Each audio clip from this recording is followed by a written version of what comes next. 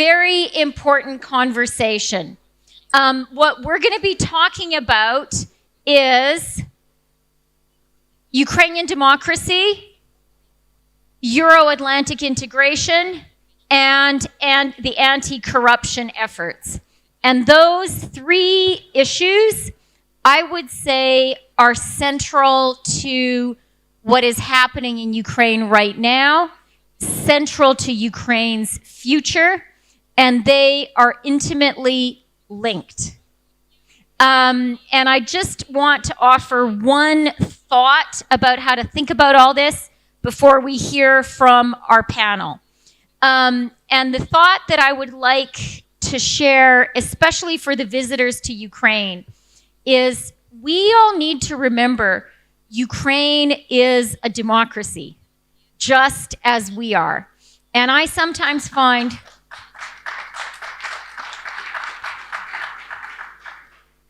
okay, well, thank you. I sometimes find as a Western elected politician with a long history working with Ukraine, that sometimes outside Ukraine, when we talk about Ukraine, we forget that Ukraine's a democracy too, and has the same opportunities and challenges that come with leadership of a very vibrant democracy. So that's just my one thought. And now we will hear from our panel on the issues of integration with Europe and the Atlantic community, democracy, anti-corruption drive. I'm going to first offer actually the speaker a chance to talk about these issues, Ruslan Stefanchuk. Now, I think we could have a contest in this room who has the hardest job. I think Ruslan could be a candidate for having the hardest job of anyone in this room. Being the speaker of any parliament is a challenge. The Ukrainian parliament is full of strong-willed people who aren't shy about expressing their views. So, Руслане, дуже дякую за вашу роботу. Tell us your views on these key issues.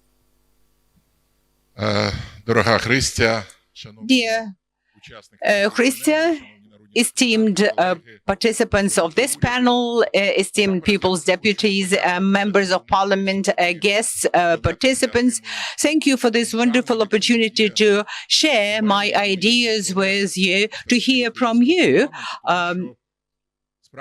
Because indeed, we are living through unique times in the international history. We've got a parliament in Ukraine that has been in place for almost 7 years, and most of this time in wartime. So I think that very rare parliaments throughout the world would have this experience, and that's not the experience that people would appreciate our sharing. But I would like to thank our interparliamentary partners. Chris, I've just come from Canada, where I was hosted by the G7 speakers. And I can assure you that at the parliamentary level, Ukraine continues to get full-hearted support from our colleagues in other parliaments. I received reassurances from all of the speakers who participated that Ukraine is still the priority of the international policy, and everyone is wishing Ukraine victory. Thank you very much for this support. I would also like to thank members of Ukrainian parliament. It's not in vogue today, you know.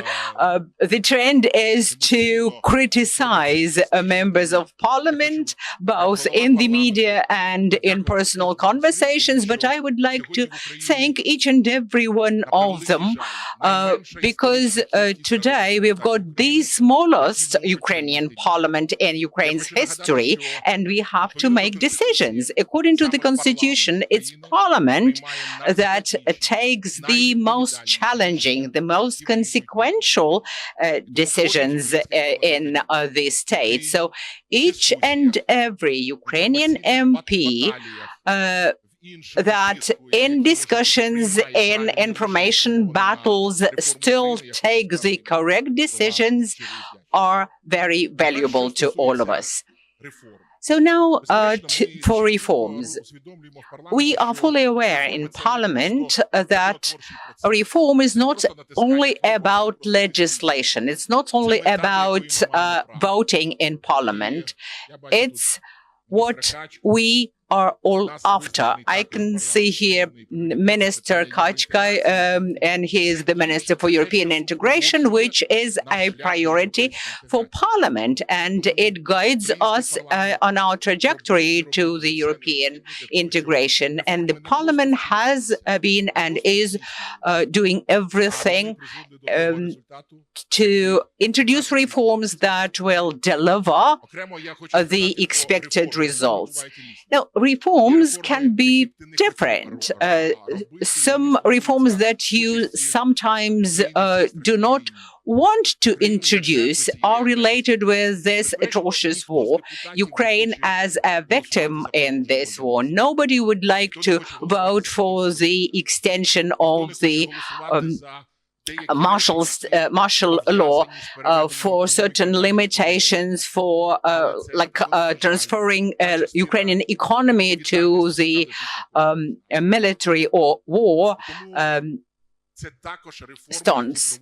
But we are now speaking about the reforms that the Parliament has to introduce. A separate block would be related to the social protection of Ukrainian military, both veterans and active ones, and families of the fallen soldiers.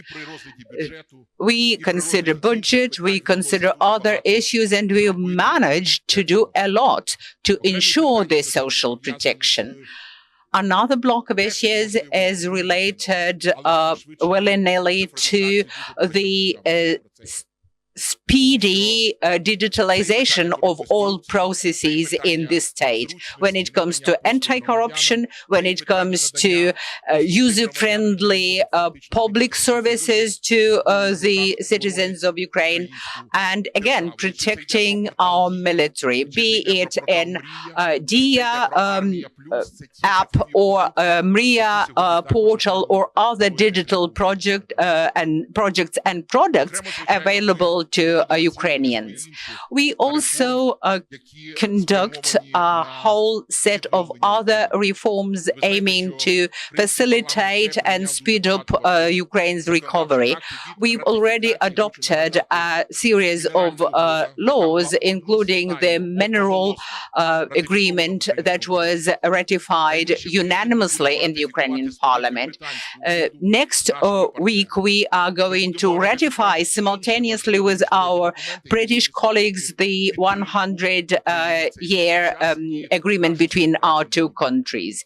So we will be looking forward to our collaboration over these next 100 years. And we also have to regulate our day-to-day business, parliamentary business. Sometimes people ask us, why do you take or adopt so many laws?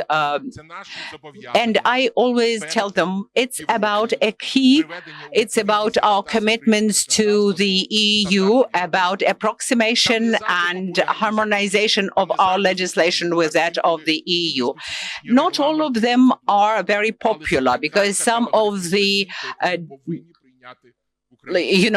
regulations and directives are very specific, very nitty-gritty, and sometimes even painful, but we have to do that. And to the end, I would like to assure you that Ukrainian Parliament has always been standing firm for the interests of the Ukrainian people, for the victory in this very hard war. We are with those who do everything to bring our victory closer so that this war could be put to an end. Thank you and glory to Ukraine. Thank you, Lan, I thank you. I know that you speak Ukrainian now, but you can speak English and a bit of French. And I can assure you that emotional and informational destruction of the parliamentarians is not the unique phenomenon for Ukraine. It's a characteristic of feature of any democracy. It's the front line in our political lives. Ruslan talked about how the work of the parliament has been fundamental to everything that Ukraine has done. And we heard that in the conversation with Minister Shmihal, that in fact the military innovation was only able to happen because parliament passed laws. Ukraine is a rule of law democracy. Okay, now we're going to hear from Taras Kačka. And just as a Canadian, I want to thank Taras for the work he personally has done on the Canada-Ukraine trade agreement. It's something that we as Canadians are very proud of, and it would not have happened had it not been for Taras's work. Дуже дякую. Taras, you now have this critical responsibility for Euro-Atlantic integration. Tell us how you're going to do it. Thank you. Thank you for recalling about trade. Yeah, so that's after 6 weeks, yeah, on this post, I could say that those sweet times, yeah, in trade. Yeah, so now we have definitely different agenda, and I'm glad that Oleksandr and Semen is here. So that I think that this is the essence of our European integration: the institutions, anti-corruption institutions that work in Ukraine, but. Trade is a really good example. So that I usually talk to, when I talk to my vis-a-vis in trade, we are discussing problems. So in trade, you never discuss something positive. You always discuss problems. And if you have no problems in trade with your partner, it means you have no trade. Yeah. So that if more trade you have, more problems you have. So that's why I think that, and this is about democracy. This is as well. Thank you for this. This is the essence of European integration. The essence of European integration is not to sell nice, beautiful, shiny Ukraine as a product, yeah, as a something like this small dog of this statuette, yeah, so that is shiny and glamour. No, it's about actually joining Ukrainian democracy with all these messy discussions in parliament and interinstitutionals and scandals into the same democratic European Union. It's about bringing Ukrainian society with millions of different views into the European Union. So that's why all the discussions, mistakes, and step aside are important part of showing that Ukrainian society is alive. And that's why this is not something artificial we want to sell to the European Union. We want to join as a society, and that's why everything what happens is good. The question is that what is the direction of these changes? You can have a scandal and continue to fix the scandal and change political culture in institutions, and this is what we have now. You can have scandals that or some attacks that actually make anti-corruption institutions stronger. The question that whether they are getting stronger or weaker, this dynamics is important. The same with parliament. Parliament is the essence of debates when someone is in for or against any draft law. So that's why I think that we need to have these heat debates between parliamentarians, and I really appreciate what Parliament is doing. So indeed, and that, you know, to be in Parliament like for 6 years without elections, without refreshing, is also getting some, bringing some institutional like tiredness, yeah, because you are constantly attacked by stakeholders from your constituency, from different parties of interest, civil society organizations, that you should do this or that. And when you constantly approach with this request, and at 6th year you can say that I'm tired to listen to this. Yeah, so that's, and our parliament is not tired. So it's getting more and more mature. So that's why it's getting more and more complicated to convince. You cannot just simply say, oh, this is European standards, please vote for or against. You need to explain how it works. So that's why everything, what happens in Ukraine, in Ukrainian government, sensu largo, so all the institutions, is alive, moving in good direction, proper direction, and we need all these processes to continue in order to bring us closer to the European Union. And as I said, like earlier today, that now we enter in the culminating moment in the accession talks that will require 3 or 4 years of very intensive work of all governmental institutions, because now we've been planning what we need to do. And now, like this fall, when we will open the clusters, it will be negotiations, but not negotiations in the form of reporting to the EU and negotiating between ourselves, how we change ourselves in order to live according to EU rules. It means businesses, people, but also governmental institutions. So that's why we definitely need to use we definitely need to continue the democratic way of decision making, but be very disciplined in terms of timing. That we don't have a lot of time, so we need to do this very fast pace. Whether we are able to do this, I think yes. A lot of people who are opposing this, they have a million reasons to say why it is not the case, but I still believe that we can do it properly on time with these institutions, and everything will be okay, especially taking into account that the core element of the accession process is also a roadmap on democratic institutions, that we need actually to ensure that these institutions are operating well, fine, and effectively. So not to add this to rule of law and anti-corruption, which is another quite essential roadmap.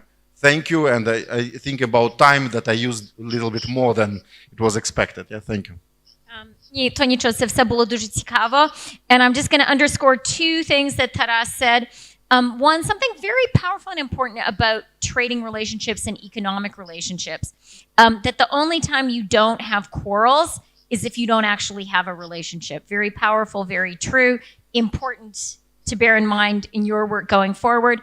And then Taras, your point about the deputate being beaten up by their stakeholders, I think that experience will be familiar to every single elected person or government official in this room. It is a feature and not a bug of democracy, even though it's not always fun to experience. Okay, next I'm going to call on Semen Kryvonos, the head of, the director of the National Anti-Corruption Bureau, NABU.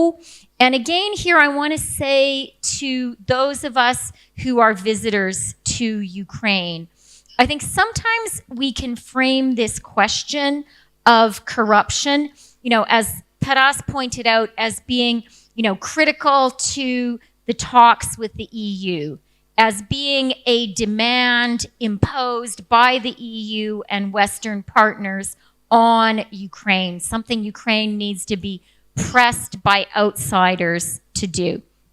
And I think in the person of Semen and in all of those Ukrainians who have ensured that Semen's organization and his work is being done, what I think we learn is that this pressure for Ukraine not to be corrupt comes for sure from the outside, but I would argue even more, this is an organic demand, a very powerful one coming from Ukrainian society.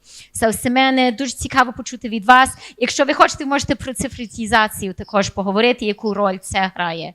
So, Semen, it would be very interesting to hear from you. Thank you very much.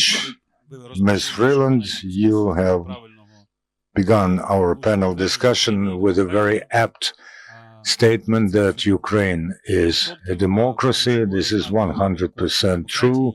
And the key element of democracy are independent and powerful institutions. So you have to create them and keep them afloat and make them even stronger.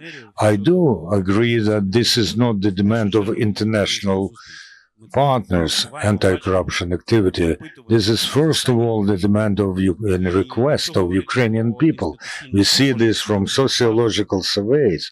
If we talk about the institutional capacity of NABU and the Special Anti-Corruption Prosecutor's Office, we can say that this is one of the guarantees of our future accession to the EU. The legal changes that we have to see, the number of events and actions that both our organizations have to conduct are the future guarantee of our accession to the EU, and this pertains to the listening rights, tapping rights of our organizations, about our procedural rights when investigating the cases. What is important is that the NABU, in order to become stronger, has undergone through the international independent audit, and we are listening to its recommendations now. However, a huge part of these recommendations, which are external recommendations, mean the adoption of respective changes through the parliament, and we expect that the parliament will be on the side of anti-corruption bodies, because this, again I say this, will require a huge number of legal changes. And the third point is to avoid the pressure and discreditation of our bodies. Of course, there are no ideal institutions. We have audit, we have the risk mitigating plan, we have the plan of moving forward. However, this does not mean that NABU and SAP should be under pressure or under attack. We have to retain our procedural independence, we have to adhere to high standards of our work, and of course, we have to avoid any pressure on anti-corruption infrastructure. This is the key element. And the last thing I would like to underline, and I address our international partners here, Ukraine has made huge steps in the direction of fighting corruption. This is reality, absolute reality. We see this after the full-scale invasion started. We see this through the things, through the cases that we investigate. We have made our results more important. And here I would quote some of the positions held by officials that we bring to responsibility. So, of course, we are part of the all-European body, and we will do everything possible so that Ukraine joins the European Union. Glory to Ukraine. Thank you very much for your work, for your words. Another panelist whose job is fighting corruption in Ukraine. This is Oleksandr Klymenko. He is the head of the Specialized Anti-Corruption Unit in the Prosecutor's Office. Oleksandr, прошу.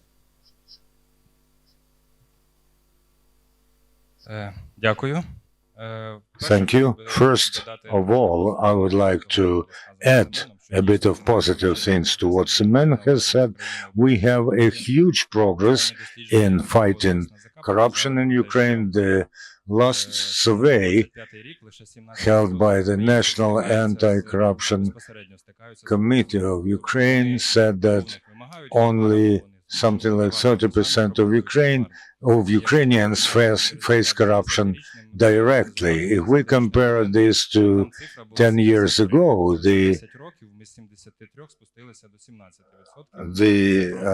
figure was 73%. So within 10 years, we have lowered the number of those who face corruption from 73 to 17%. And of course, we should work in this direction.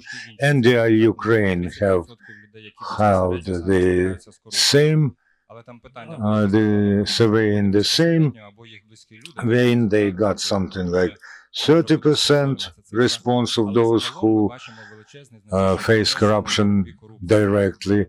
However, their methodology was different because they also included relatives and friends into this.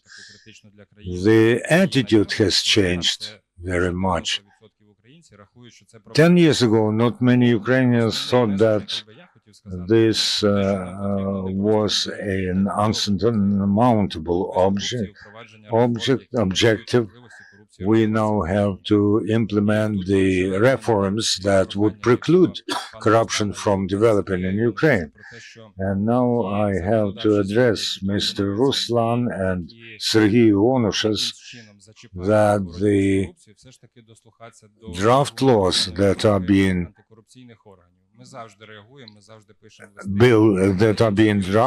tabled in the parliament have to be regarded with consideration of the thoughts of our anti-corruption bodies, because we are revealing the reasons why the crime has been perpetrated, and we recommend the government to do this or that, so that to preclude those crimes. And I think that we should be proud of this. We are always talking to our international partners, because the number of anti-corruption investigations that has risen in Ukraine over the war years is not the proof of the rise of corruption. This is the proof of the efficiency, of a better efficiency of our work. Of course, we should not cover this up. There is corruption in every country. There is no country that has dealt with corruption 100%. Ukraine does not hide the effect of corruption. We are fighting it. So this is my key message. Thank you.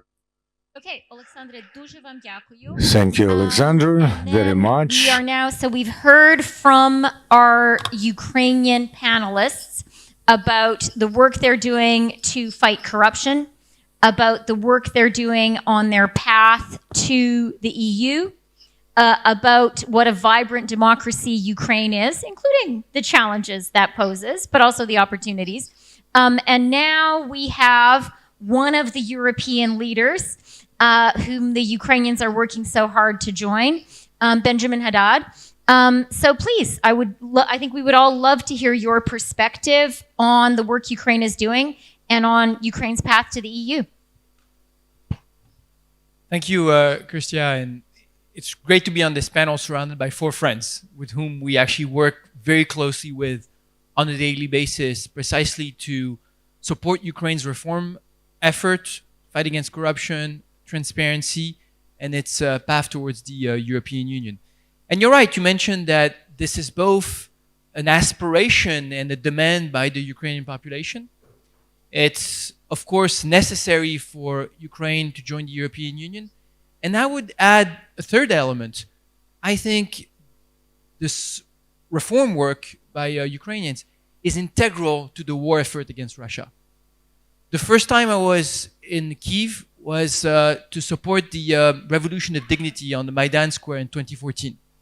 And I was just a pro-European activist. I was profoundly moved by the movement and the sacrifice by all these young Ukrainians on Maidan Square brandishing European flags at a time where, let's be honest, 2 years before Brexit, a year where the far right won the European elections in France in 2014, at a time where we were very jaded and cynical sometimes about what the EU meant, taking it for granted.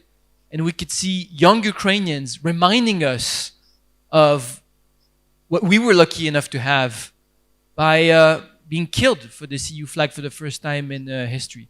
And why were they doing this? Precisely because they saw that the fight to join and to get closer to the European Union was correlated with a better future, with the rule of law, with the fight against corruption. And this is precisely what Vladimir Putin was trying to prevent. This is what led to the annexation of Crimea and already the war in the Donbass and then the full-scale invasion. It's the desire to prevent Ukraine from being a free, independent, and European nation.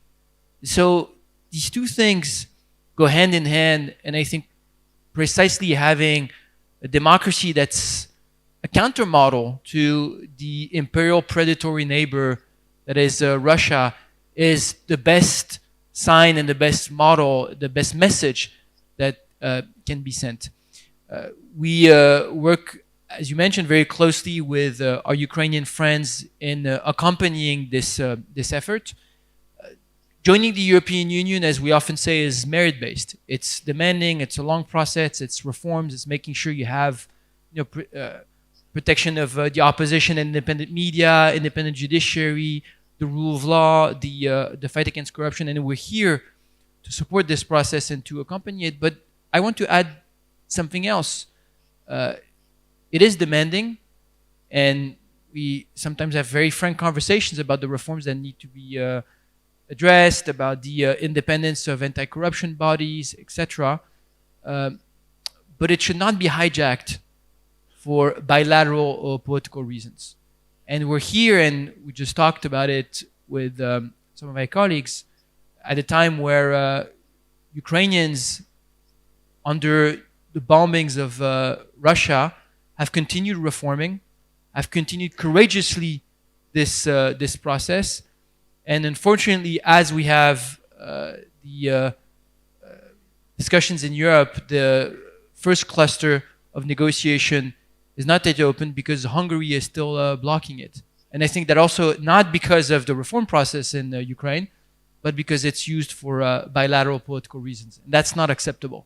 And that's something that we have to address very clearly. So I really want to commend the work that the Ukrainians are doing to continue these reforms in extremely dire circumstances, and tell them that the French and the other Europeans will be there to continue to support all the way for Ukraine to join the European Union. Okay, je dois juste dire merci beaucoup.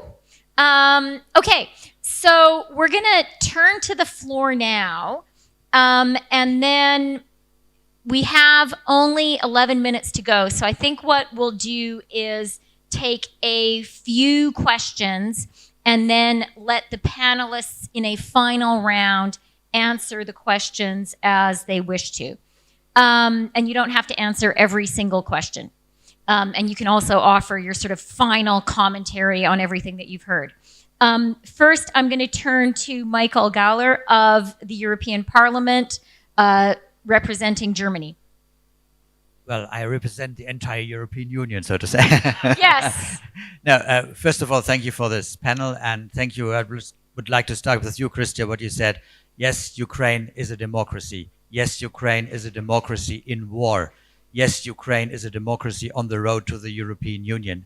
And I think on this road, it is important to address these issues, like many other issues, and it's on the way of legislation to acquire all that.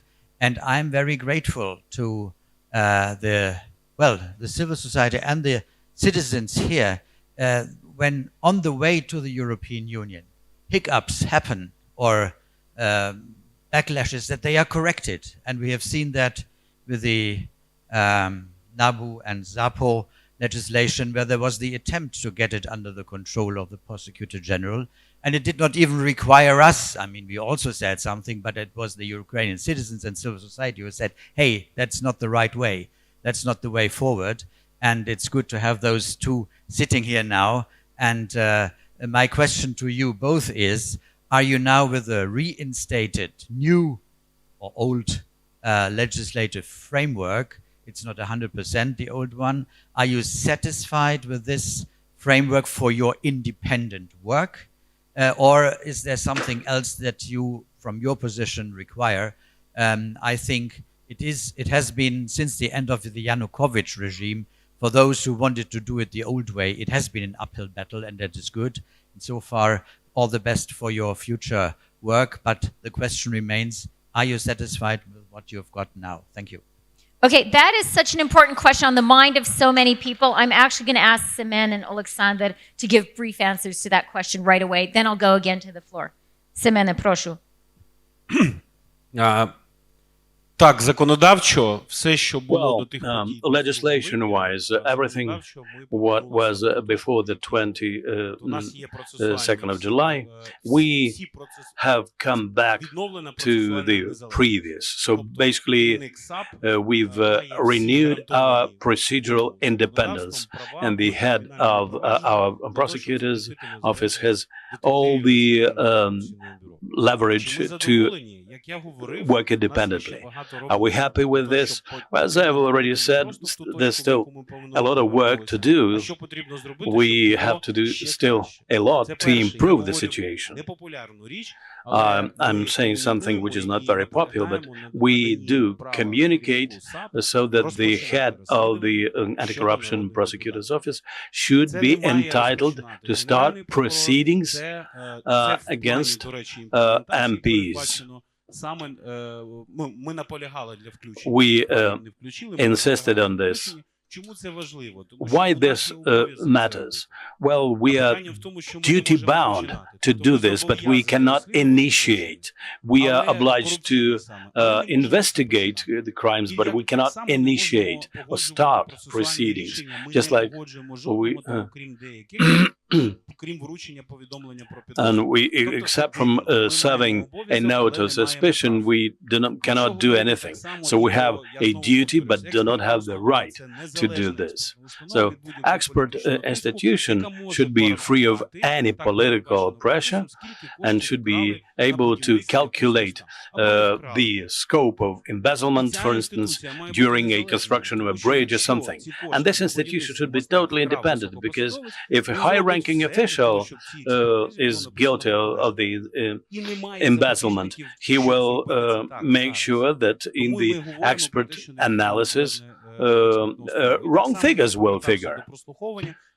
And again, telephone tapping, which I mentioned before, we've made some headway here.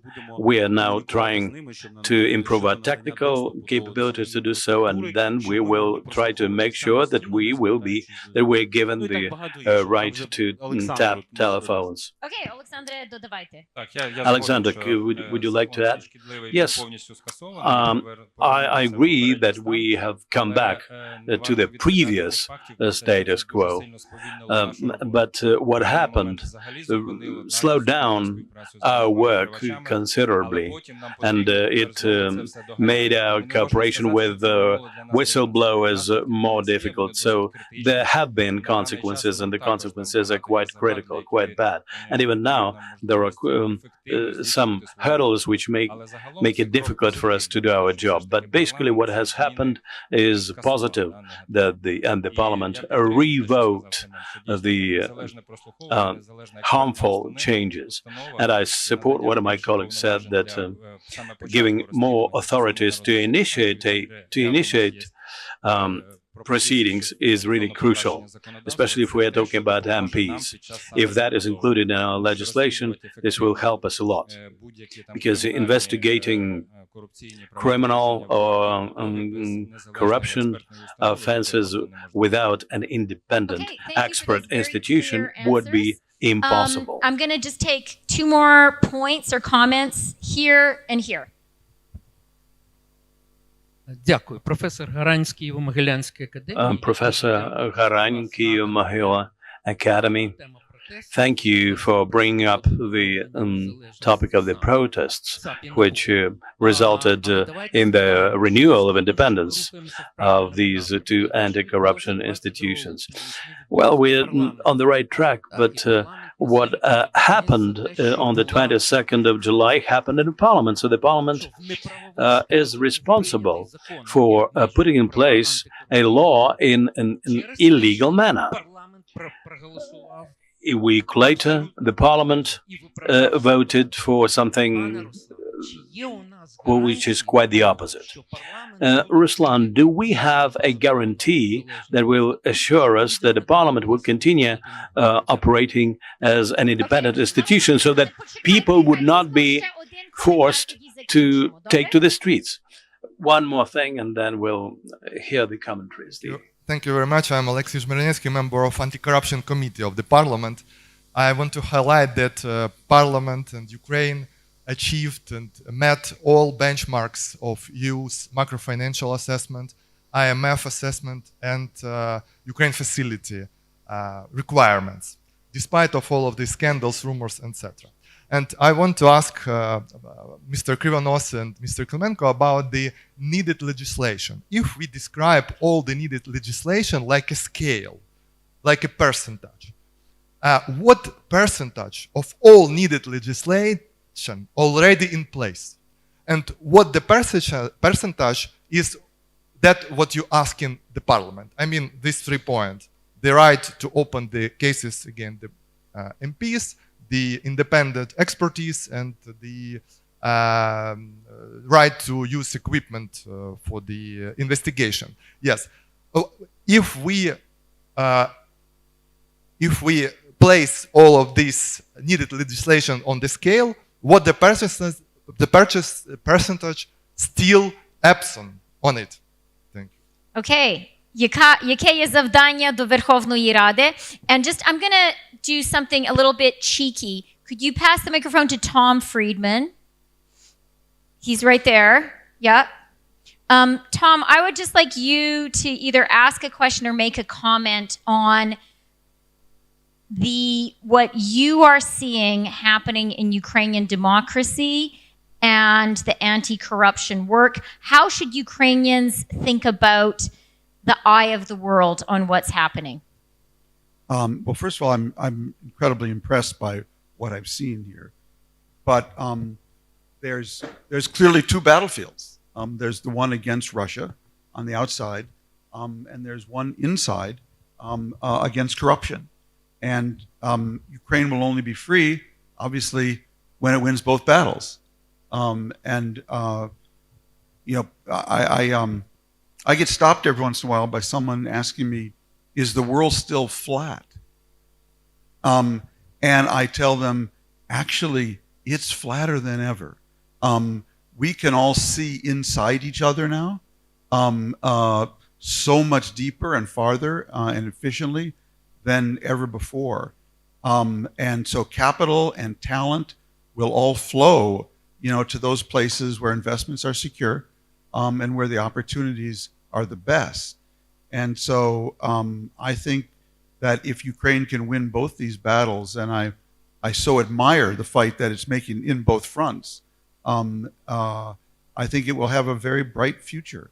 And I'm just very impressed, but was surprised, I will tell you, Christia, when I watched what happened here in the last couple of months over flawed legislation being introduced. And at the same time, I was incredibly impressed the way civil society here rose up to defeat it. If I would just close by saying, if you could send us a few of those people to America right now, we could use people with that kind of courage.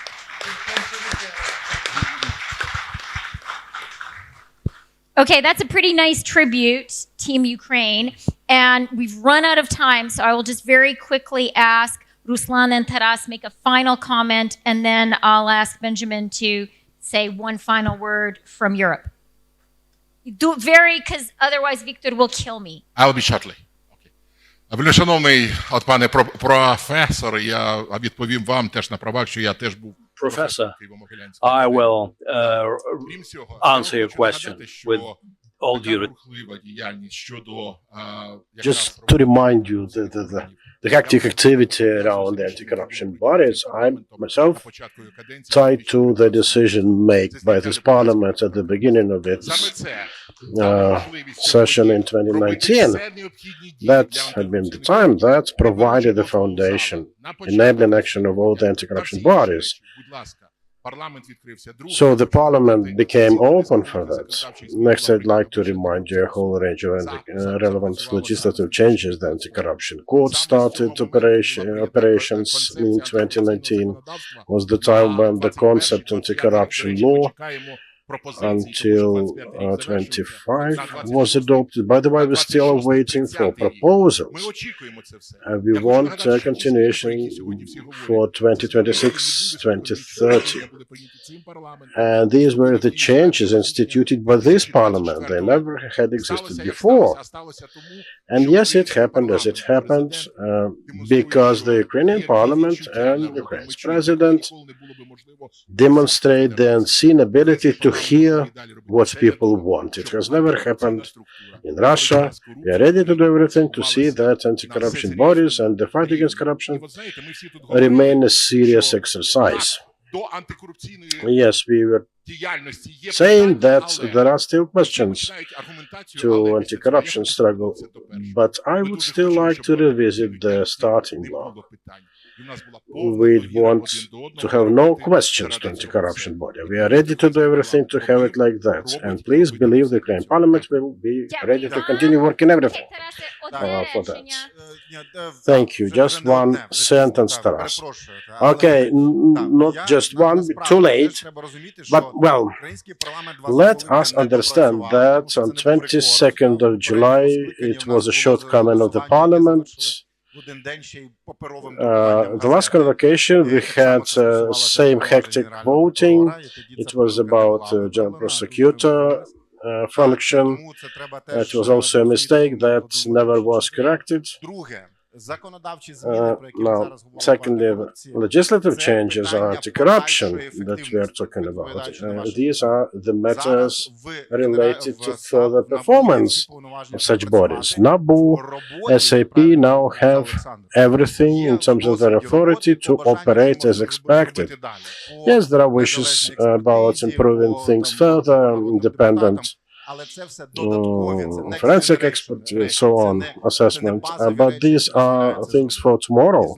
These are not the basic things that are completely necessary. And yes, this parliament is the only one that made it possible to use anti-corruption initiatives applied to current officials, not the future ones. I'm constantly mentioning that besides being a target, I am turning myself into a KPI for such bodies. So, yes, we need to understand, whenever we talk about something legislative, it's about the future, it's about development, it's about further things. Whether these are the right ones or not, it's a matter to best be discussed. We shouldn't take it as an, something cast in stone. But we're moving in that direction. And in reality, we need to simply, understand, comprehend the sort of progress achieved so far. And my very last comment on trade. You can never be satisfied with your results in trade negotiations. If you seem to be confident and happy, it means you've been cheated. And yes, NABU and SAP can never be content, and this is right for them because they have to work. Another person who's going to be dissatisfied with us if we don't conclude now is going to be Viktor Pinchuk, our host. So, okay, Viktor says it's okay. He allows us. Very important conversation. Can we give Benjamin a final word? Okay, okay. Okay. Слухайте, окей. Семен, Олександр, Віктор вам дає слово відповісти на це. Victor has given you a chance to say more. Semen, Alexander, let me comment on the independence of certain guarantees and ideas. The previous mechanism provided us an opportunity to start investigation, collect evidence, and then notify about responsibility and our incriminations after the end of the parliamentary session. The current situation does not provide us with this opportunity. I think it would send a strong signal to the public if the parliament would reopen this opportunity for us to launch investigations. Okay, clear-cut statement.